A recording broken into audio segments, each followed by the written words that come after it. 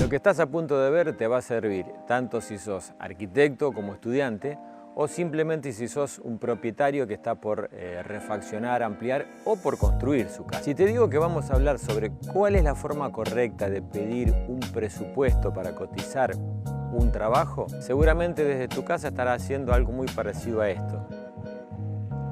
Ahora, si te cuento que de lo que vamos a hablar es la forma correcta de hacerlo, para evitarte el 99% de los problemas que surgen justamente por haberlo hecho mal, seguramente en ese caso te va a parecer más interesante. Cualquiera que haya estado en el medio de una discusión entre un propietario y un contratista, dará cuenta de que no es una situación muy agradable. Soy el arquitecto Marcelo Seya y en este video te voy a dar un par de técnicas más que simples como para asegurarte que estos problemas nunca surjan y como para que las relaciones humanas fluyan naturalmente.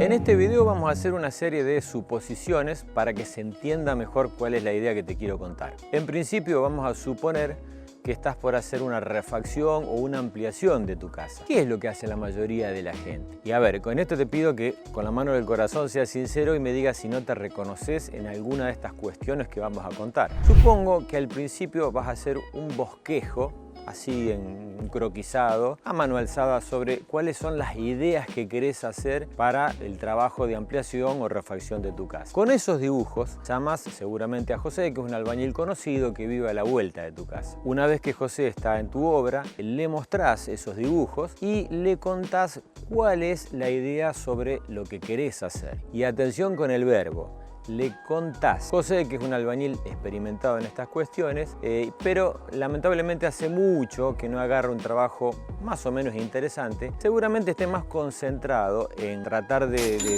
llegar a un acuerdo que en prestarte atención a lo que le estás contando. Para resumirlo, llegan a un acuerdo, ponen de acuerdo en un número y la obra arranca. El tema es que transcurrido un tiempo, tenés la sensación de que la obra va muy atrasada y que en realidad llevas pagado más de lo que realmente se ha ejecutado. Junto con esto surgen las primeras discusiones sobre lo que estaba o no estaba incluido dentro de ese primer presupuesto. Resultado final, llega un momento en que la relación se hizo tan tirante que lo único que querés es que se vayan todos, no importa en qué estado te dejen la obra. ¿Cómo podría haber sido esta historia? Primera ley universal que deberás tener muy en cuenta. A las palabras se las lleva el viento. Todo acuerdo al cual hayas llegado de palabra es cuestionable y mañana puede producir una discusión. ¿Cuál es el método que yo te propongo como superador de? Te voy a contar lo que yo pongo en práctica, a lo cual he llegado después de mucho tiempo de haber pulido esta técnica y que te puedo asegurar con la mano en el corazón que me ha traído muy pero muy buenos réditos. El pedido de un presupuesto para cotizar una obra, algo que tengas que hacer en tu casa, debería estar acompañado de 3 elementos fundamentales. El primero, planos detallados, que incluirán plantas en escala, con medidas, vistas, cortes, fachadas, planos de aberturas, detalles constructivos, si es necesario instalaciones de agua, gas, cloacas, electricidad, desagües pluviales. En definitiva, todo el material gráfico necesario como para comprender los trabajos que se están presupuestando. En segundo término, una memoria descriptiva, que no es ni más ni menos que una descripción de los trabajos que están incluidos en ese presupuesto, detallados uno a uno en palabras y tratado de explicar todo de tal manera que no haya nada en la nebulosa de la duda. Vamos a un ejemplo que te lo va a hacer entender mejor. No está del todo bien pedir, por ejemplo, el presupuesto para azulejar un baño, porque en eso hay un montón de cosas que no están definidas. Por ejemplo, qué tipo de material se va a colocar, qué tipo de revestimiento, cerámico, porcelanato, hasta qué altura, incluye la colocación de guardas, incluye la colocación de zócalos o accesorios como por ejemplo jaboneras, portarrollos, percheros. Todas estas cosas que quedan en la nebulosa de lo no aclarado, mañana pueden ser motivo de discusión. Hay una cuestión que suele ser llamativa. En general, el concepto del todo incluido para vos no es exactamente igual al todo incluido para José, porque quizás a lo mejor hayas olvidado contarle algunos trabajos o porque quizás José no le haya prestado demasiada atención. Y como entonces no hay nada escrito, cada uno se planta en su posición y nadie da el brazo a torcer, sobre todo cuando hay dinero en juego. Si mañana hubiera una discusión sobre si el zócalo del depósito del fondo estaba incluido, nada más que chequear esa memoria descriptiva, para verificar realmente si eso formaba parte de ese presupuesto original. Y ahí se desactivó la bomba de la discusión antes que se desate.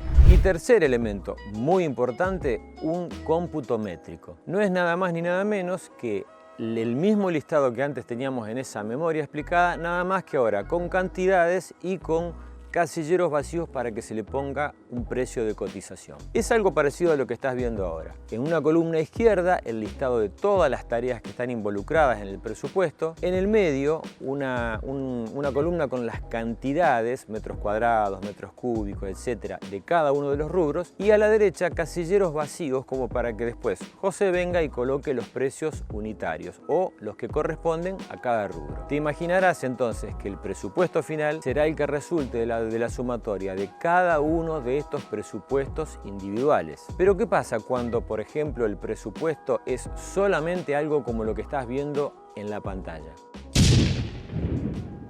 Te diría que en este caso te está rifando un problema grande como una casa y te compraste todos los números. Pero lo vamos a entender mejor con otra suposición. Supongamos entonces que la obra en cuestión va a demandar una inversión de 100.000 pesos y que el tiempo estimado de obra es algo así como 10 meses. No hace falta ser un licenciado en matemática para darse cuenta que vas a tener que pagar 10.000 pesos por mes. El tema es que al cabo del tercer mes tenés esa sensación de que la obra va en carreta, como que no avanza. El problema no es justamente ese tercer mes. El problema es el noveno mes, cuando ya tenés pagado un 90% del presupuesto y quizás a José le falte un 20 o un 30% del trabajo por ejecutar.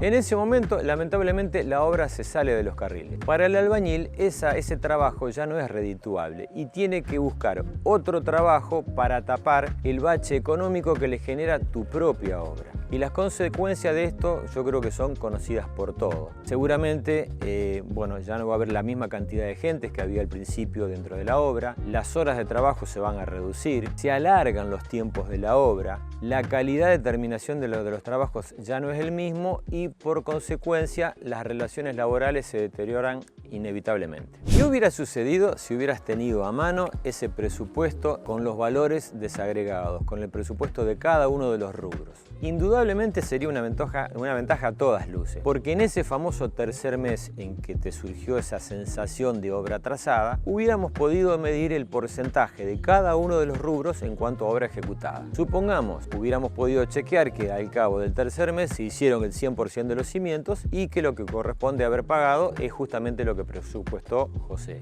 Pero también podríamos verificar, quizás como ejemplo, que de todos los pisos presupuestados se ejecutaron solamente la mitad. En ese caso correspondía pagar la mitad solamente. Y el mismo razonamiento podemos hacer con cada uno de los rubros. El tema es poder llegar a hacer esa corrección justamente en el tercer mes, cuando todavía faltan 7 meses por delante y tenemos margen como para hacer correcciones en cuanto al rendimiento del trabajo, a la cantidad de horas hombre que va a demandar la obra o inclusive, por ejemplo, hasta para adecuar la cuota que estás pagando mes a mes. El tema, como siempre te digo, es tratar de llegar a ese noveno mes con las cuentas más o menos en orden como para que las relaciones de trabajo sigan estando en su mejor momento. Pero si creías que las ventajas se acababan aquí, te digo que estabas equivocado. Hay dos ventajas muy importantes que te voy a contar. Cualquiera de estas dos ventajas tiene que ver con dos situaciones reales que pueden plantearse en cualquier obra. La primera, por ejemplo, que a mitad de camino te quedes sin dinero y debas hacer un corte en la obra. En ese momento, ¿cuánto hay que pagarle? Bueno, lo lógico es hacer lo que yo te decía para ese tercer mes. Medir el porcentaje de cada uno de los rubros que se ha ejecutado, paga de acuerdo a ese avance, problema resuelto. Nos damos la mano y nos reencontraremos en el momento en que, como decimos acá, las vacas engordan. Segunda situación que puede plantearse es todo lo contrario. Te encontraste al final de obra con un dinero extra que te ha llegado como para poder encarar una parte de la obra que no estaba presupuestada al principio. Por ejemplo, la colocación de cerámicos en las veredas exteriores. ¿Cuánto vale este trabajo adicional en este caso? Bueno, no vale cualquier cosa, porque justamente lo que tenías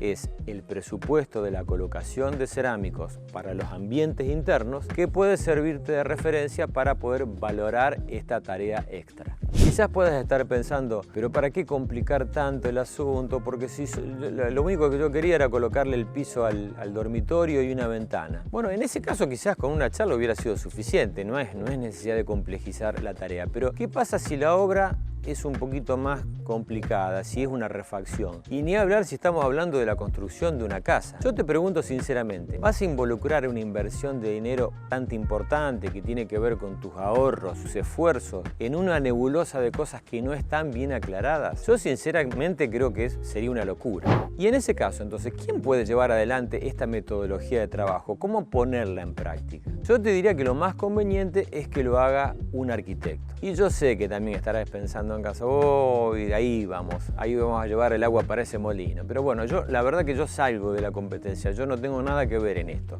Mi única intención en este caso es explicarte que cuando contratas un arquitecto, en realidad no estás pagando un impuesto, sino que estás gozando de la posibilidad de tener este tipo de servicio, de alguien que lleve adelante el tema de las mediciones, de estos cálculos y demás, y que pueda asesorarte para que en definitiva te pueda sacar un problema de encima. Y por otro lado, si se te dan bien todas estas cuestiones, ¿te sentís preparada para poder hacerlo?